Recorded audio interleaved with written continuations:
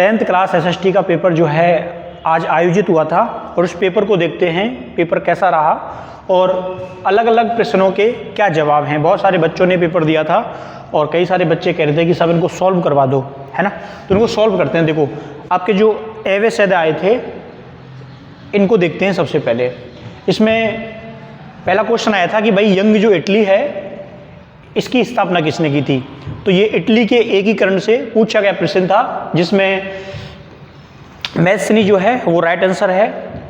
दूसरा अगर क्वेश्चन हम देखते हैं तो ये रिंडरपेस्ट बीमारी वाला क्वेश्चन आया था जो सामान्य है और ये अफ्रीका में फैली हुई थी, ये बच्चों को मालूम था।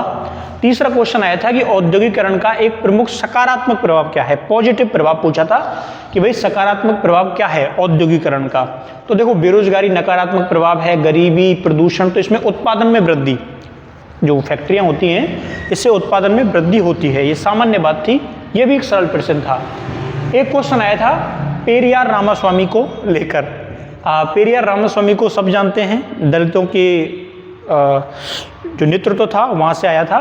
तो इसमें पेरियार रामास्वामी, इनका पूरा नाम ईवी रामास्वामी नायकर था, यानी कि ए इसका राइट आंसर होगा। और अगला क्वेश्चन आया था वर्नाकुलम प्रेस एक्ट, ये हिस्ट्री से क्वेश्चन पूछा गया था और जहाँ अखबारों पर अंग्रेजों ने रोक लगा दी थी 1878 में वर्नाकुलम प्रेस एक्ट जो है ये लागू हुआ था। अगला क्वेश्चन था कि जो बांगर होता है वो क्या है। तो ये सामान्य क्वेश्चन था, जलोढ़ मृदा है, जो पुरानी जलोढ़ मृदा होती है वो बांगर है। अगला क्वेश्चन था खड़ीन, जोहड़ और टांका, ये जल प्रबंधन से पूछा गया क्वेश्चन था और सभी बच्चों ने सॉल्व कर दिया होगा कि भाई राजस्थान में वर्षा जल संग्रहण की जो स्थानीय संरचनाएं होती हैं वो अलग अलग नामों से जानी जाती हैं, खड़ीन, जोहड़ और टांका।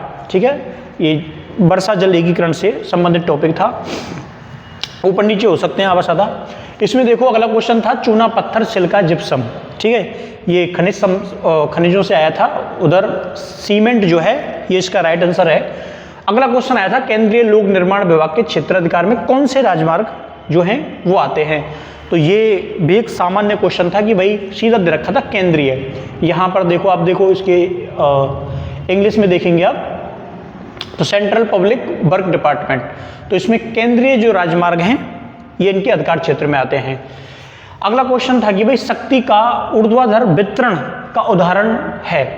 तो इसको लेके भारी दिक्कत थी बच्चों में कि सब अलग अलग किया था। तो इसमें जो सामुदायिक सरकार है ये इसका बेस्ट उदाहरण है। अगला क्वेश्चन आया था श्रीलंका का जो स्वतंत्र राष्ट्र है वो कब बना था। तो बच्चों को मालूम था कि भाई भारत के 1 साल बाद ही आज़ाद हुआ था। तो हम 1947 में आज़ाद हुए थे, श्रीलंका 1948 में आज़ाद हुआ था। ठीक है, इसके अलावा इधर आप लोग देखोगे, हम इनको बड़े कर देते हैं कि अधिकारों एवं अवसरों के मामले में स्त्री व पुरुष की बराबरी मानने वाला व्यक्ति क्या कहलाता है।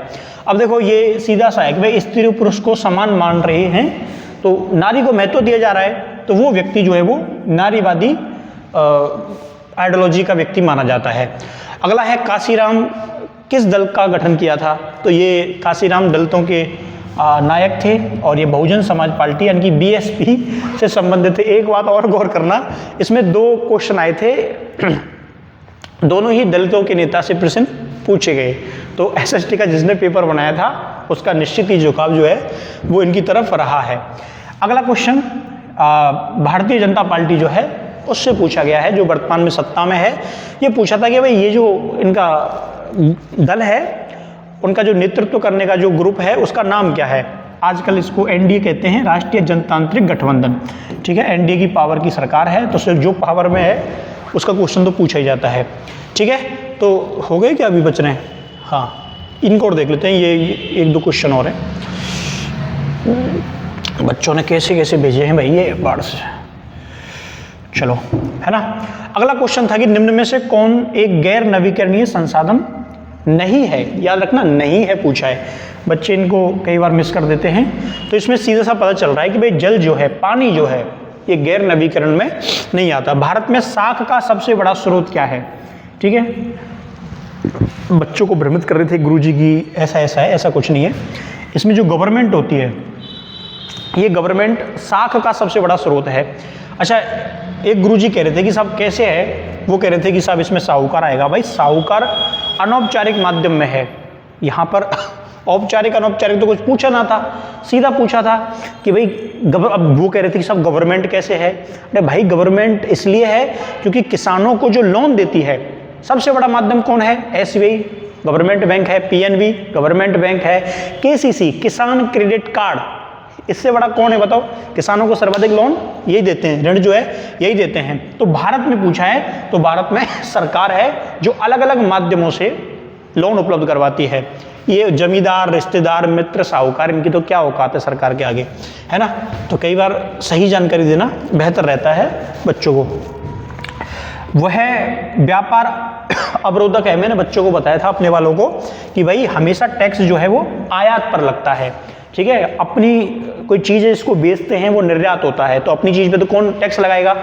आती है उसको आयात कहते हैं। तो आने वाली चीज़ पर टैक्स लगाया जाता है, खुद की चीज़ पर टैक्स नहीं लगाया जाता, ठीक है। अगला था कि भाई एग मार्क जो है, हाय हाय हाय हाय, इसको देखो, एग मार्क जो है ये किस पर, किन वस्तुओं के लिए इस्तेमाल होता है? भाई हम पढ़ रहे थे एग मार्क, हॉल मार्क, ठीक है। तो सबको पता है ये जो कृषि उत्पाद होते हैं, कृषि से बनी हुई चीज़ें होती है, इन पर ये लगाया जाता है, ठीक है। बिजली के उपकरण और सोना आभूषण का इसका अलग था। तो उम्मीद है भाई आवास आधा तुम्हारे पूरे हो गए सॉल्व, ठीक है। हाँ, अब रिक्त स्थान वाले और बचे हैं, ये देखो इनको देख लेते हैं। बदमाशी कर रहा है बोर्ड है, अरे भाई मत कर, इतना ही होगा कि जूम हमने काफी हो तो गया। हाँ अब ठीक है ना। आप लोग देखोगे कि पहला जो रिक्त स्थान पूछा गया था वो पूछा गया था नागरिक संहिता 1804 में। ये नेपोलियन बोनापार्ट से संबंधित था और इसे नेपोलियन संहिता भी कहते हैं। तो इसमें नेपोलियन संहिता के नाम से जाना जाता है। ये भी एक सामान्य प्रश्न था। इसमें जो रेगर जो मृदा है इसका नाम क्या है? कौन सी जो मिट्टी है उसे जैसे काली मिट्टी, ठीक है। इसमें पूछा है बेल्जियम की राजधानी क्या है? तो ये बच्चों को पता था, ब्रुसेल्स इसका राइट उत्तर है। रेलवे अथवा डाकघर डैश क्षेत्र के उदाहरण है।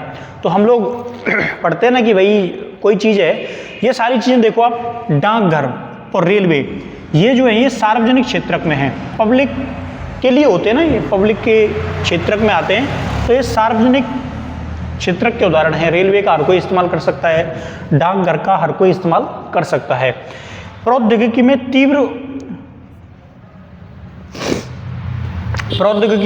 उन्नति वह मुख्य कारक है जिससे डैश की प्रक्रिया को उत्प्रेरित किया। तो तुमको पता है वैश्वीकरण की जो प्रक्रिया थी, उस वैश्वीकरण की प्रक्रिया को प्रौद्योगिकी ने इम्प्रूव किया था, ठीक है। अगला क्वेश्चन है भाई B2 किसको कहते हैं? ये सामान्य क्वेश्चन है, ठीक है। तो ये बाकी के क्वेश्चन थे। मुद्रण संस्कृति में गरीब जनता को क्या लाभ हुआ था? जो मुद्रण आई उसे गरीब जनता को क्या लाभ हुआ था? ये 1 मार्क्स में पूछा गया था। इसके अलावा सहकारी समिति से क्वेश्चन आया था, ये भी सरल था। और ये बड़े क्वेश्चन आ गए ना यहाँ पे।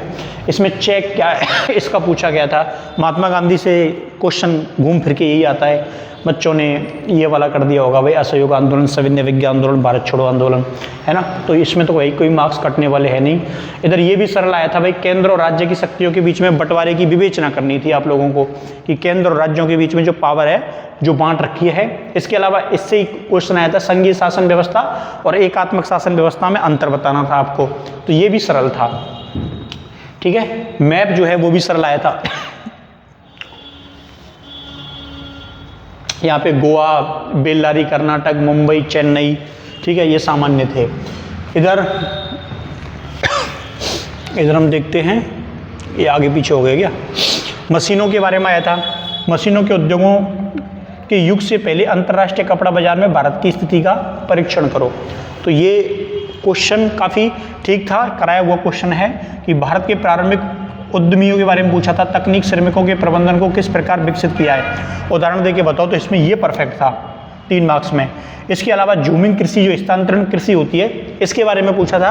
भारत में कृषि में प्रौद्योगिकी और संस्थागत सुधारों का वर्णन करो। लेकिन इसमें जूमिंग कृषि जो है वो पर्यावरण के प्रतिकूल क्यों है, समझाओ भाई। इसमें क्या होता है, जूमिंग खेती में हर 2 साल के बाद एक साल के बाद खेती की जाती है और उस खेती करने के बाद उसे वापस छोड़ दिया जाता है, जिससे वो जमीन जो है वो वापस उपजाऊ हो जाती है। जाती समय उसको जलाकर खाद के रूप में छोड़ दिया जाता है। अगला क्वेश्चन पूछा गया था कि भाई लोकतंत्र में आर्थिक समृद्धि और विकास की स्थिति का विश्लेषण आपको करना था। लोकतंत्र जो है उसमें आर्थिक समृद्धि और विकास की स्थिति के लिए कैसे बेहतर है। इसी के साथ अथवा में पूछा गया था कि लोकतंत्र में नागरिकों की गरिमा और आज़ादी में वृद्धि होती है, आपको बताना था। तो एक प्रकार से क्वेश्चन जो है वो तुलनात्मक आए थे कि भाई इसमें लोकतंत्र के पक्ष में आपको लिखना है कि वो नागरिकों की गरिमा और आज़ादी के लिए कैसे होता है, तानाशाह में क्या होता है और लोकतंत्र में क्या होता है। जूमिंग कृषि, तकनीक, मशीन उद्योग। तो ओवरऑल अगर हम बात करें तो ये जो क्वेश्चन पेपर था, और बच रहा है क्या इसमें,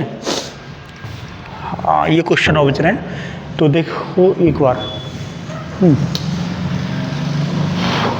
यहाँ 19वीं सदी के कलाकारों वाला क्वेश्चन आया था, ये सरल था। द्वितीय विश्व युद्ध के दोनों गुटों के, अमेरिका वाला गुट और जर्मनी वाला गुट, ये क्वेश्चन आया था। शिक्षित क्षेत्र में बढ़ने से उत्पन्न समस्या क्या है, सिंचित क्षेत्र के बढ़ने से उत्पन्न समस्या क्या होती है। पानी का आया था कि भाई ज़्यादा जो सिंचित क्षेत्र बढ़ेंगे इससे क्या समस्या उत्पन्न होगी, ठीक है। ये ज्योग्राफी से क्वेश्चन पूछा गया था। ऊर्जा की जो बचत है, बचत ही ऊर्जा उत्पादन है। इस संदर्भ में ऊर्जा संसाधनों के संरक्षण की विवेचना करो, यानी कि ऊर्जा के बचाव के पक्ष में आपको लिखना था। इसके अलावा राजनीति में जाति अनेक रूप ले सकती है, अपने मत के पक्ष में किसी एक रूप में संक्षिप्त विवेचना करो। आपके अनुसार राजनीति में जाति अनेक रूप ले सकती है। तो ये क्वेश्चन पॉलिटिकल पार्टी से संबंधित क्वेश्चन पूछा गया था। आपके अनुसार विपक्षी दल ही लोकतंत्र में क्या भूमिका होती है। विपक्षी जो दल होते हैं उनकी भूमिका पूछी गई थी। यूएनडीपी वाला क्वेश्चन जो है ये आया था। ऐसे 4 उपाय बताओ जिससे कृषि क्षेत्र में रोजगार सृजन हो सकते हैं, ये भी सरल क्वेश्चन था। सकल घरेलू उत्पाद वाला क्वेश्चन आया था कि इससे वस्तुओं के मूल्य को शामिल क्यों नहीं किया जाता, विश्लेषण करो।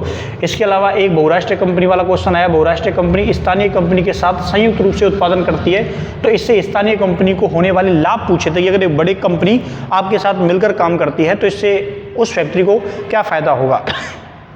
जो बहुराष्ट्रीय कंपनियां होती हैं इनके साथ काम करने से क्या होता है, मार्केट का एक्सेस मिलता है। आप बड़ी कंपनी के साथ मिलकर अंतर्राष्ट्रीय व्यापार जो है वो आसानी से कर सकते हो। आपको बाजार का एक्सेस मिलता है, आपकी गुणवत्ता में सुधार आती है, आपके पास अच्छे वर्कर होते हैं, आपके पास अच्छी मशीनरी होती है, आपके पास अच्छा पैसा होता है, क्योंकि बड़ी कंपनी के पास पैसे का कोई अभाव नहीं होता। तो व्यापार जो है वो तीव्र गति से बढ़ता है। तो दुनिया भर के कारण आप इसमें गिना सकते थे, ठीक है। मुद्रण से पहले जो देश है ये कैसे काम किया करते थे, तो कोई इसमें पूछा था मुद्रण की पहली तकनीक किन देशों में वृद्धि हुई थी। तो ये मुद्रण क्रांति से पूछा गया क्वेश्चन है। कोई 2 देशों के नाम लिख देते, आप चाइना लिख देते, जापान लिख देते, कोरिया लिख देते।